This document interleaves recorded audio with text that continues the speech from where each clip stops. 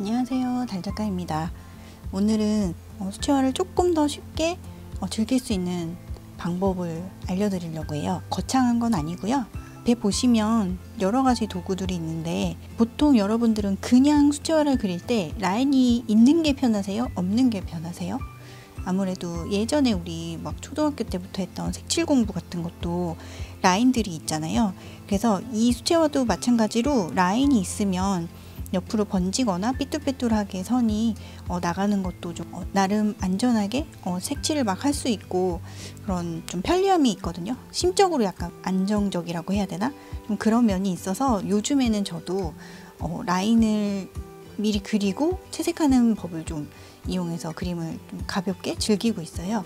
그래서 오늘은 그런 걸 하기 위한 기본적인 도구를 좀 가져와 봤는데, 가장 여러분들이 쉽게 접하실 수 있는 게 이 피그먼트 라이너 펜이거든요. 방수펜이라고도 하는데 워터프루프예요, 전부 다. 그래서 브랜드는 사실 어느 걸 쓰거나 크게 상관은 없고요. 그냥 여러분들이 원하는 굵기나 원하는 색깔이 있는 브랜드를 그냥 선택하시면 돼요. 그래서 저는 주로 쓰던 게 사쿠라 마이크론이나 아니면 피그마 이런 걸 많이 썼었는데, 이게 거의 검정색들이 많이 나와요, 이 펜들은. 근데 저는 검정색 라인으로 이제 그림을 그리게 되면 너무 대비가 세다 그래야 되나, 좀 너무 강한 느낌이 있어서 약간 연회색이나 갈색 계열 라인들을 좀 선호하거든요. 그래서 오늘 제주에 있는 화방에 좀 다녀왔는데, 파보카스텔에서 갈색 계열 색들이 좀 많이 나왔더라고요. 그래서 요거 좀 사와서 오늘은 요걸 사용해 보려고 해요. 네, 요 코픽 멀티라이너는 우리가 일반적으로 사용하는 펜 형식인데, 나머지 뒤에 보이시는 이 파보카스텔은 약간 사인펜 느낌이요, 붓펜 느낌이어가지고, 그러니까 장점으로 말하자면 필압이 돼서 여러 가지 굵기로 사용할 수 있는 거고, 단점이라면 사용함에 있어서 약간 능숙하지 않은 분들은 좀 쓰기 어려운 도구가 될 수 있다는 거, 네, 그런 단점이 있을 수 있는데, 그거 빼면은 지금 여기 제가 아까 샘플을 약간 해놓은 샘플로 그어 놓은 건데, 색깔들은 아주 다 마음에 들어요. 특히 누가라는 색상이 가장 마음에 들어서 오늘 저는 이걸로 라인을 그려보려고 합니다. 그 멀티 라이너 같은 경우에는 이런 종류가 있고, 제가 오늘 화방에 갔던 가장 큰 이유는 요 잉크를 사러 가기 위함이었거든요. 요거는 윈저 앤 뉴튼에서 나오는 캘리로도 많이 쓰시는 드로잉 잉크인데, 얘도 마르면 방수가 돼요. 이게 워터프루프 잉크라서. 근데 오늘 쓸 건 아니고요. 근데 얘도 갈색 계열이 여러 가지가 있어가지고 오늘은 넛브라운이랑 핏브라운, 네, 요런 게 있어서 한번 사와봤어요. 그리고 요거는 기존에 제가 갖고 있던 이제 워터프루프 잉크인데, 요거는 아주 진한 회색이 나오는 잉크예요. 네, 요런 게 있고, 자, 그럼 오늘 본격적으로 그림을 한번 그려볼게요. 영상이 너무 길어질 것 같아서 제가 아주 기본적인 그림 틀을 좀 스케치를 해놨어요. 여기서 이제 라인을 딸 거예요.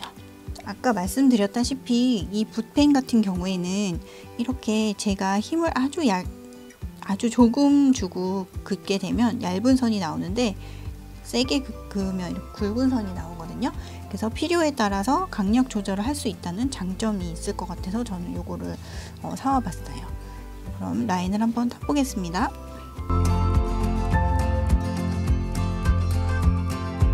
그리고 제가 지금 뭘 그리고 있냐면, 제가 저번 주에 제주에 새로 생긴 신상 카페를 갔다 왔는데, 거기에 시그니처 메뉴가 이 젤리 소다였어요.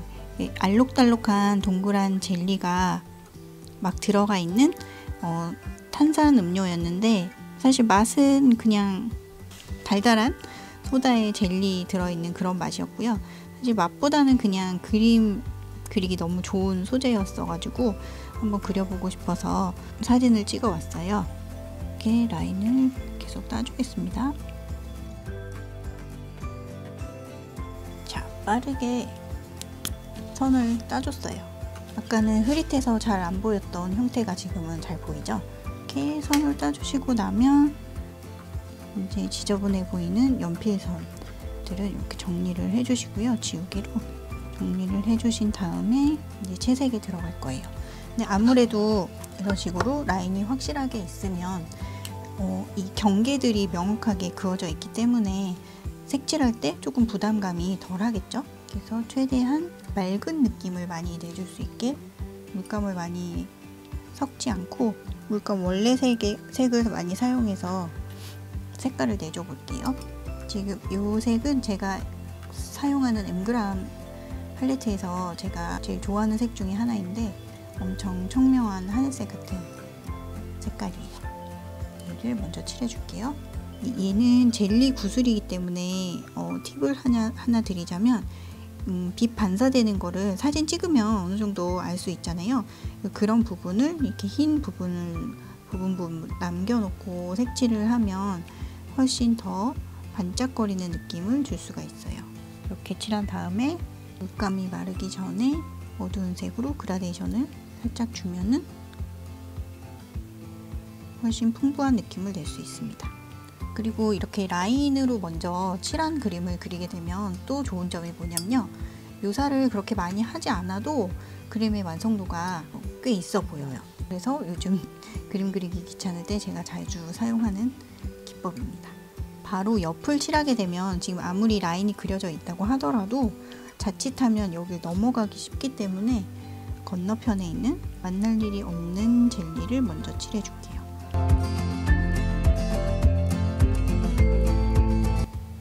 벌써부터 약간 알록달록 너무 귀엽지 않나요? 자, 이제 빨간색. 지금 이쪽은 전혀 만날 일이 없기 때문에 편하게 칠했지만 지금은 여기를 칠할 거거든요. 여기랑 이 부분은 이미 이 아이들을 칠했기 때문에 최대한 여기 닿지 않게 칠해주는 게 중요해요.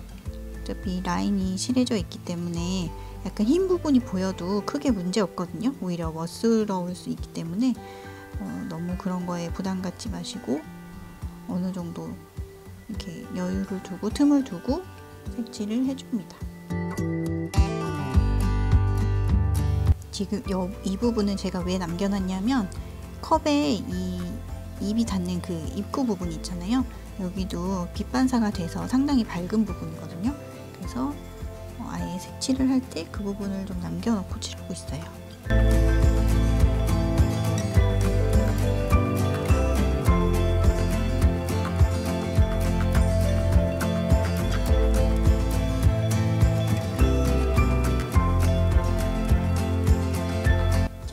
젤리는 어느 정도 칠을 해줬고요.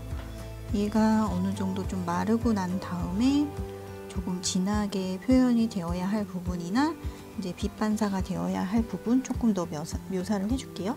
그리고 얘가 마르는 동안 이제 얘가 투명 소다예요. 그래서 뭔가 색을 넣기가 조금 애매하긴 한데 이 젤리들이 알록달록하게 비쳐가지고 반사되는 약간 그런 색들을 좀 표현을 해보도록 하겠습니다. 그리고 저의 다른 영상을 설명을 좀 보셨던 분들은 아실 수도 있는데 저는 회색을 사용할 때 보라색을 좀 많이 이용을 하는 편이에요. 그래서 여기에도 아주 연한 보라색을 좀 이용해서 색칠을 해보겠습니다. 지금 화면에는 잘 안 보일 수도 있는데 저는 지금 연보라색을 이용해서 칠을 하고 있어요. 이제 조금 보이시죠? 그리고 여기에 지금 이 젤리들이 물에 반사가 됐을 거란 말이에요.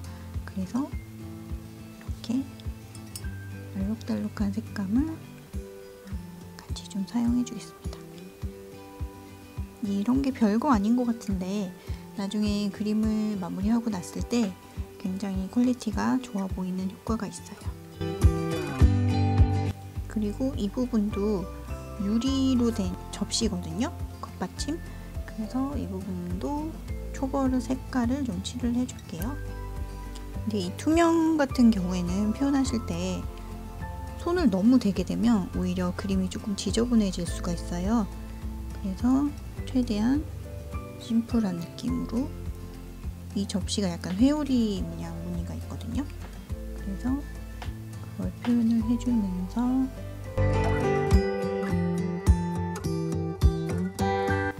지금 이 그림은 엄청 세밀하게 그림을 막 표현을 할 건 아니기 때문에 이런 빗살 무늬도 그냥 적당히 느낌만 맞으면 괜찮을 것 같아요. 러프한 듯 무심하게 툭툭툭툭 해줄게요. 벌써 컵받침 느낌이 좀 됐죠? 근데 이렇게만 하면 조금 심심해 보일 수 있으니까 명암을 조금만 더 표현을 해볼게요. 약간은 보라색 계열로 많이 썼으니까 이번에는 색을 조금 섞어서 조금 더 탁한 명암을 만들어 볼게요. 이렇게 해서 지금 이 부분은 잔의 아랫부분으로서 가장 명암이 어둡게 맺히는 부분이거든요. 그래서 여기를 제일 어둡게 계속 만져주고, 그 다음에 이 부분도 약간 바닥이 닿는 부분이라 이렇게 해주고, 무늬는 깔아줬는데 얘가 입체감이 좀 떨어져 보이잖아요. 그래서 그 부분을 지금 얘는 이 접시가 온폭하잖아요. 그래서 이 바닥에 닿는 부분을 저는 표현을 하고 싶어가지고 여기를 해주고 있어요. 먼저 색깔을 칠해준 다음에 이렇게 풀어주면 자연스럽게 그라데이션이 된답니다.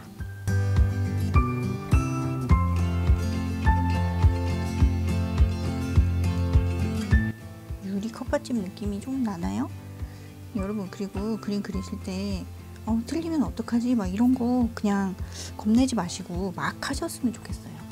틀리면 뭐 그냥 망치는 거지. 망치면 되잖아요. 그래서 부담 없이 즐기는 그 마음가짐이 중요한 것 같아요. 저는 지금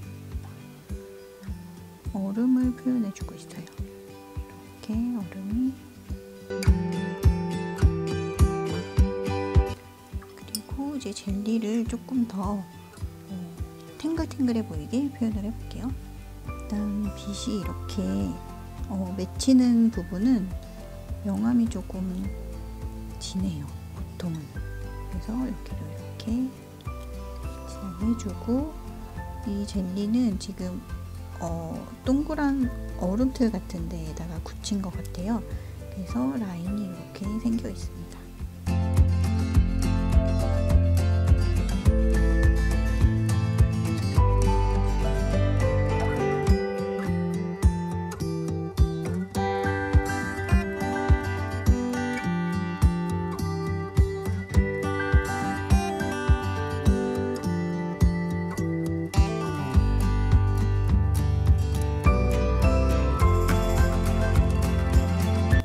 를 했고요.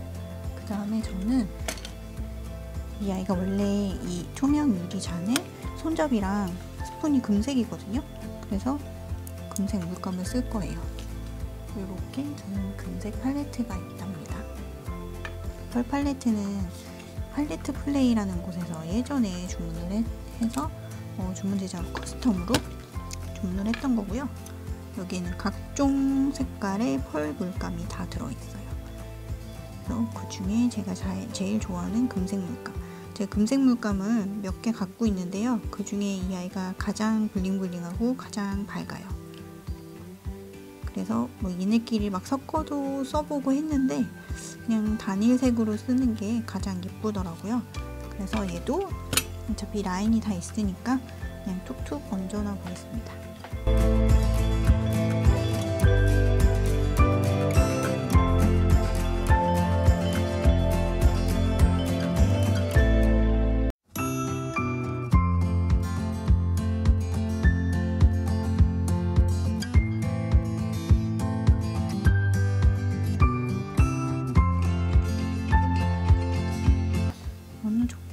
그림이 마무리가 되어 가고 있는데요. 여기서 사실 더 표현을 해도 상관은 없지만 저는 왠지 오늘 그림이 조금 마음에 안 들기 때문에 이대로 빠르게 마무리를 지어 보도록 하겠습니다.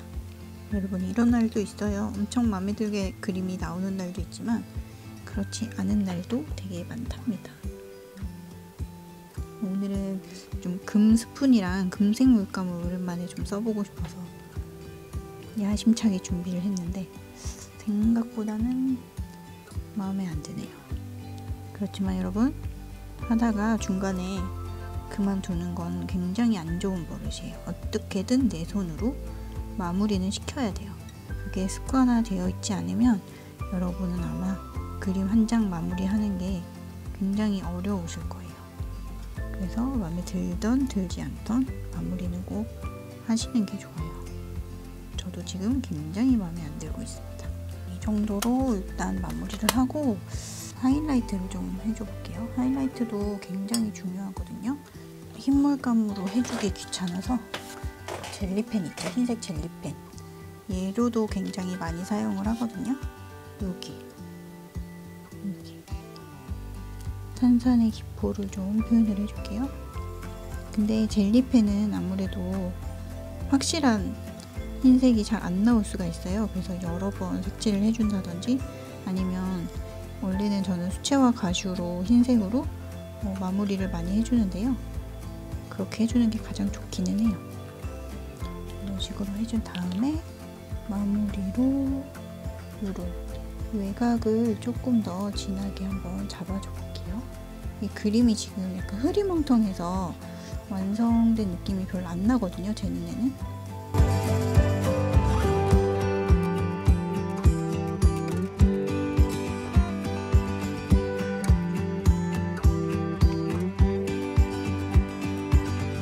그래서 조금 더 또렷해 보이죠? 기포가 맺힌 것도 조금 더 표현을 해주고요.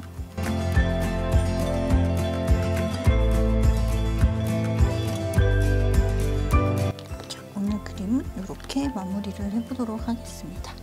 그림의 마무리는 항상 사인이죠.